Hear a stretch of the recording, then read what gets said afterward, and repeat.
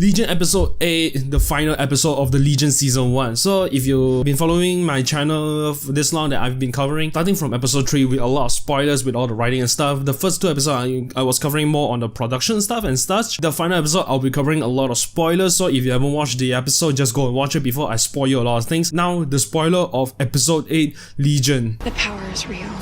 You gotta accept it. I don't care if you save me. Save yourself. Commission to launch the Peacemaker. You don't have to be afraid. Look at you. You're gods, and someday you're gonna realize you don't need to listen to us anymore.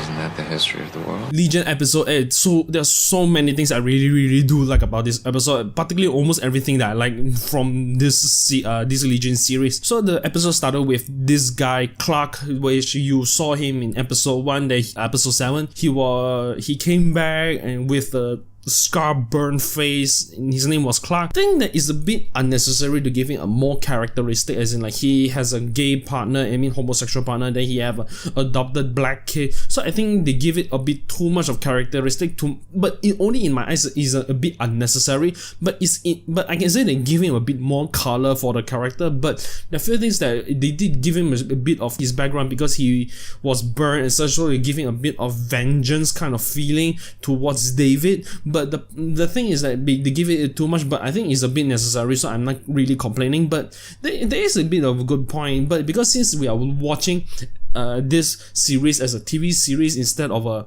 movie, so that's why I think that they give him a bit more color and character development for him. So I kind of dig it. In my previous episode where I said that David has to wear that halo thingy in order to control the Shadow King, so eventually the Shadow King has to come out in some ways. So this episode really did extend that explanation a bit more to the point.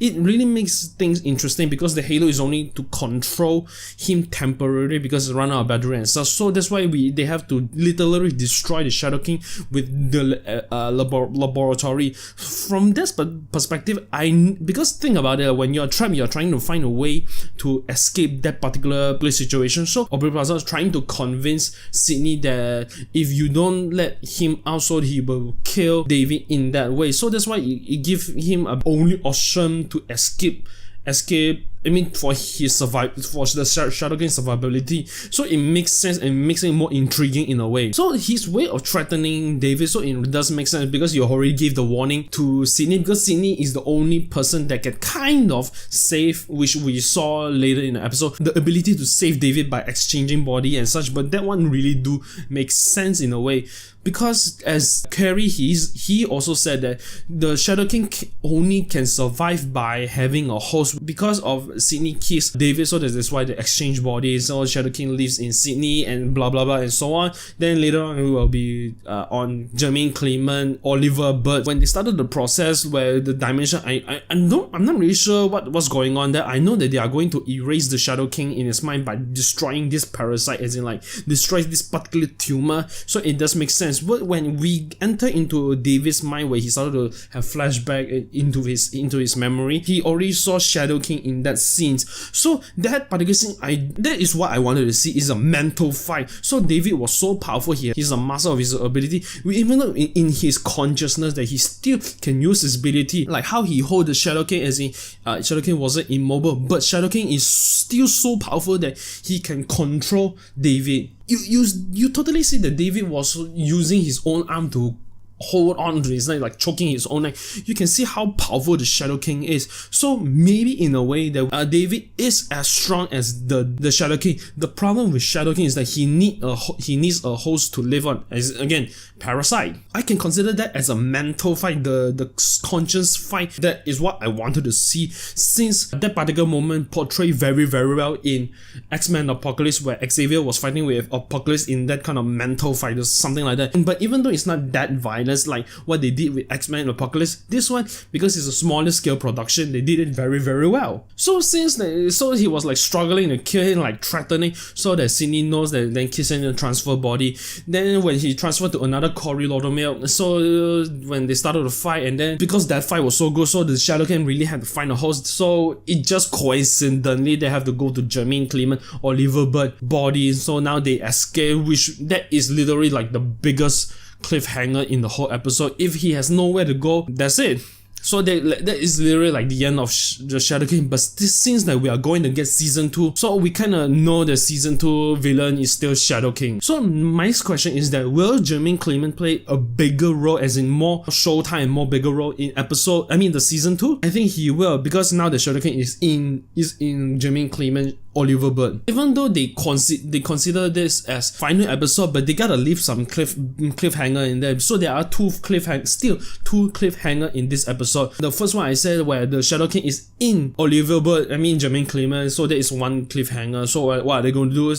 But now that they are going to a destination where Shadow King wanted to go to this place where it's some place warm. I suspect it's a desert place, because I kind of suspect that this particular character is Egyptian, because it's going to go somewhere warm, so I can suspect they are going to Egyptian kind of place, since he's a very, very, very old mutant. I suspect that he is as old as Apocalypse. I don't know much about this character, so that's why I suspect. There's a reason why I don't want to go so deep, so that I don't want to spoil myself with this series, because I enjoy a hell lot, so I don't want to spoil myself with a lot of information. So I want to know stuff. Even though I'm not really too sure how true they are with the source material, but they are altering a lot with the source material, so it kind of makes please our current audience. So the second cliffhanger I can say that is that there's a freaking Pocketball that catch David. Is it a Division 3 kind of thing, because they wanted to capture David, so finally they got the ability to capture David? But that device reminds me of Pocketball. Was it even necessary? I know that David is a very, very powerful mutant, but who in that century created a Pokeball that can capture David in that sense? I know that it's necessary to make, and it makes it logical, as in like a freaking coffin. Make it a large coffin to capture David instead of Pokeball. That doesn't even make sense. Make it a freaking coffin to capture David. Don't make him use ability. I know that David is a very, very powerful mutant, but it's just such a small ball that you can capture David. For me, that doesn't make sense. Who knows? Since we are living in considered a fantasy world, anything could have happened. But based on the technology in that time, I don't think that is possible at all. But still, who am I to judge? But since this is kind of a fantasy fictional world that they are living in. The biggest question is that who are the people that capture David? There's so many things that's happening. Maybe it was Xavier himself, or the Division 3, or the Shadow King that recruits someone to capture David. But still is the biggest question, who is capturing David? So at the end of the episode, this episode is really good. So far, Legion is really, really good. I cannot compare with Netflix stuff, because until now my favorite TV show has, based on Marvel, my favorite Marvel TV shows, I don't want to say whether is it Netflix or Fox, the best has to go to Jessica Jones, and that the first one will always be Jessica Jones, the second comes Legion, then the third comes Daredevil. So that's why I think the Legion really did very, very well in that perspective. It's fresh, is a smaller scale of X-Men kind of story, because it doesn't really involve big environment where it's a global kind of thing, even though it's a smaller scale, which I did enjoy. So this is why Legion did very, very well, because it's a psychological thing, and then because it's a small scale kind of production, where what happened if outside of X-Men there are a lot of mutants other than X-Men and the Brotherhood of Mutants. So this is a smaller scale, so that's why I appreciate Legion in that sense, and they did very, very well. So if I'm going to rate Legion as a whole series, so I'm gonna give Legion a 9 out of 10. Legion, each episode is getting better and better, because there's so many things I did not expect, because again, I did not read any source material, I did not know any of the source material. It's best that I leave it that way, so that I won't have any expectation of watching this series, and I enjoy this series a lot. So have you guys watched Legion, the whole series? And what do you guys think about Legion? Is it a very, very good series? Tell me what you guys think about Legion, maybe, and then subscribe to my channel to see more stuff in the future. And I'm really, really excited for Legion season 2. Where are they going to continue from this story on?